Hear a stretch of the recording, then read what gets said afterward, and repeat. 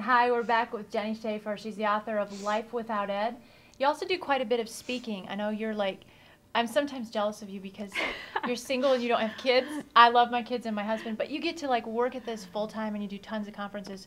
What's it like for you when you get out there and speak? Do people sometimes have weird questions about you, your recovery, and all those kinds of things? I mean, what do you see out there? I see a lot out there. I am very grateful that I'm able to do my work full time. I travel across the country. I think the neatest thing is getting to meet girls firsthand who are in recovery. I do get a lot of interesting questions, but I think the neatest questions I get are the ones that are really specific to recovery, the ones from people who really, really want recovery. And they ask specific questions about how they can do that. And they might be a little bit odd sometimes, a little quirky, but I don't mind at all because I know that these people really want to get somewhere. And so I'm happy to answer anything. I always say when I talk on stage, I say, you guys can ask me anything. There's nothing people don't know about me. I pretty much wrote a book about it, so it's all out there. Okay, so let me ask you the question that you and I both get asked. Can you guess what it is? What is your lowest weight? No. Oh. No, but they will sometimes ask that. No. Are you sure you're recovered because you're still thin? And what is your response to that question? That is a good question. That's a question I sometimes get asked. And yes, I am recovered. I am absolutely 100% recovered. I experience freedom from my eating disorder. I do not think eating disorders are about food and weight. People come in all shapes and sizes. People who are healthy come in all shapes and sizes. I am the weight I'm supposed to be. I don't know my weight today. My doctor is in complete control of my weight today. I relinquished control of my weight to my doctor when I was in the middle of my recovery.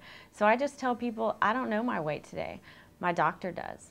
My doctor told me if I ever needed to gain weight and if I ever needed to lose weight. Until he tells me I need to change my weight, I'm just going to go on like I'm going on. So the point is that you don't have to be fat. A lot of people say, I have to be fat to be free of an eating disorder. And that's not necessarily true. Now, what is fat in one person's mind is often different than what is fat in the mind of another. And you will have to accept changes in your body. I mean, my body looks different. I'm sure yours probably looks different than it has at other points. But it's making peace with where your body was designed to rest, basically. And you've done that. Oh yeah, absolutely. My body has changed completely throughout my recovery, from very low weight to very high weight to the weight I am now. It's changed all different shapes and sizes all over the map. And I had to accept all of those weights, and I'm very happy, very grateful to be where I am now. All right, now I want to talk about one other thing, because you and I both do this stuff and we kind of watch what's happening out there, and there's, you know, a huge heightened awareness about eating disorders in the media today. And sometimes I think it's tricky because we parade out celebrities who may be struggling with an eating disorder, and they talk about overcoming, and it brings up all of these issues. And I don't know if you've heard some of that on the recent Catherine McPhee from American Idol. That kind of had people up in arms. But what can media outlets do to be responsible and sensitive to this particular issue and how it's addressed in front of the public? That is a great question. I think media outlets can help a lot by being willing to be educated. I've worked a lot with media, and I have found and have been happily surprised that the media are really willing to listen to you. I have worked with many producers, and they typically ask me for numbers, for pictures, for lowest weights, and for pictures of when I was really thin. And people with eating disorders know that giving lowest weights and giving pictures of when people were at their thinnest can actually be harmful, can be triggering. It can actually cause eating disorders.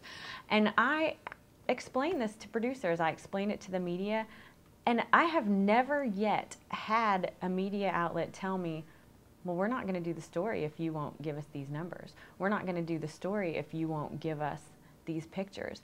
They actually say, well, that's a good point. We're going to ask you that question in the interview so you can explain it. So you can tell people why it's not important to give the numbers. I think that people sometimes give the wrong impression in TV shows and radio because media just don't know about eating disorders. I didn't before I wrote the book. So I think our goal is really to educate, and that's what I try to do. And I think that's really what everybody else tries to do, and I know that you try to do it. So I think the key is that, you know, when those of you that are out there want to build stories on these kinds of things, just know there's experts out there. We can link you to a bunch of them from our site. Jenni's a great one. So that's out there for you to help you be sensitive to that audience. Well, thanks again for your time. And again, thank you so much. Yeah, I mean, I really am a fan of your book. I'm not just saying that. I really am. I encourage you guys to check it out. It's Life Without Ed. And just so you know, I am a big fan of your book, Well, Life Inside the Thin you. Cage. Oh, well, thank you. So you can find both of those here at our site. But thank you again for your time, and we'll see you guys later. Thank you.